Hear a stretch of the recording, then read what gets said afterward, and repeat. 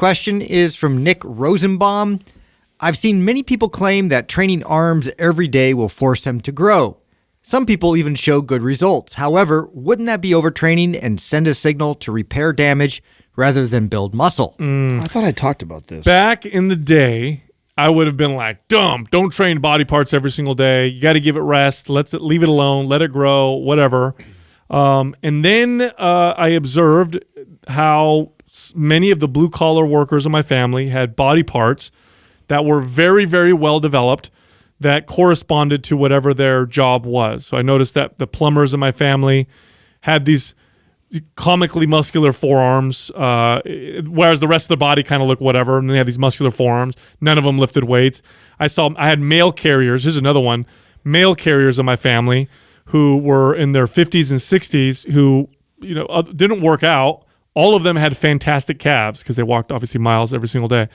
And I put that together and thought, I'm sure when you're a plumber for the first 6 months or so, you're getting sore in your hands and you are breaking muscle down. But after that, you get used to it. Like I ask him, do your hands and forearms get sore? He goes, I get the occasional pain. He goes, but not the muscle. He's been doing it for 20 or 30 years. So I figured there's got to be something else that's going on. Then when you look back on old time workout routines, you see some of these strong men and athletes apply some of these principles. There's a squat every day plan where you squat every single day, and people would experience amazing muscle growth in their legs and strength. I experienced crazy gains in my lifts from increasing the frequency. I had a trainer who, in between clients, would go and do a couple sets of bench press. And this guy had like a 350-pound bench press, and he was like 180 pounds, something like that. And I applied that same thing, and my bench press went up 20 pounds in a very short period of time. So I started to realize that there was something to this. The key is the intensity. Yes. I'm undulating the intensity. To tell you that because I feel like that's the thing you have to be very careful. Because I remember as a kid, I did this. I train arms every day. Problem is, I train arms every day to failure. Yeah. I went in there and blasted them as much as I possibly could in hopes that they would grow. And, initially they grew, and then they kind of plateaued really hard. And then I was just in this place where I never felt like I could get them to grow anymore. So you have to understand that if you're training every single day, the intensity has to scale way back. Way back. It's got to scale way back. Just like we talk a lot about frequency and most all of our programs, you're hitting the muscle group no less than a minimum of 2 to 3 times a week in every one of our programs.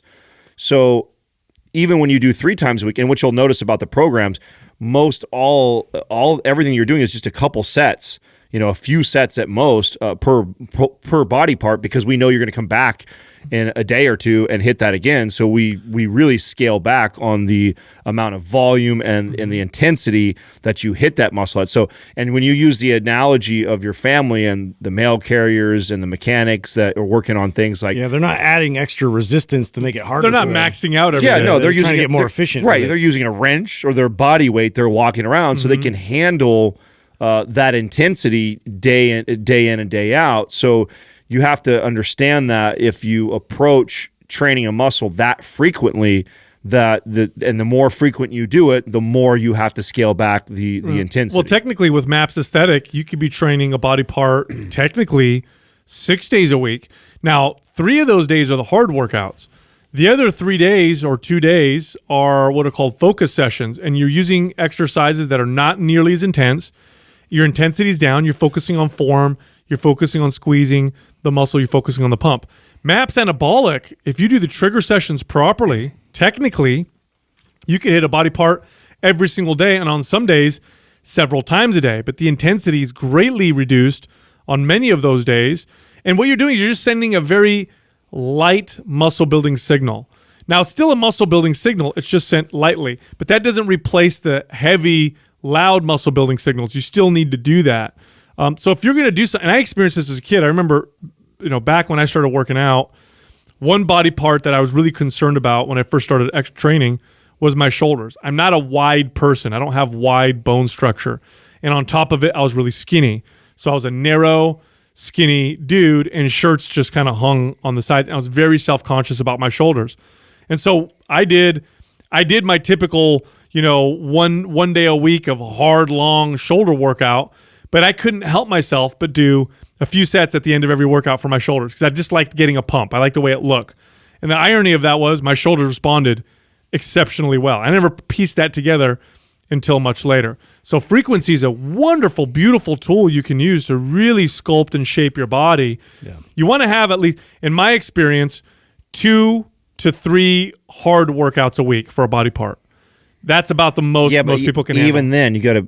You're not going to crazy failure, and you're not doing 12, 15 sets. No. So you got to explain that. Yeah. You're doing, when you say that, Sal, 3 times a week hard, you're talking about 3 to 5 sets. Yeah, maybe at the most, 6 sets, for a body part each time, which is 6 times 3 would be 18 sets. Right. Mm-hmm. So if you're going hard 3 days a week, it's on 5 sets or 8 sets tops. It's not what most magazines. That was the connection I didn't make as a kid.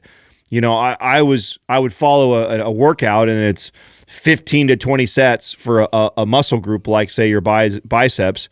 And then because I wanted them to grow, so I did that again and again and again and again every single day. And that's just way too much volume. You're just doing so much damage. You're never allowing the body to fully recover. So yeah, you could train it 3 days hard, but hard doesn't mean more. You got to be careful. No, your total volume per week for the hard sets is anywhere between 9 to maybe 18 sets total.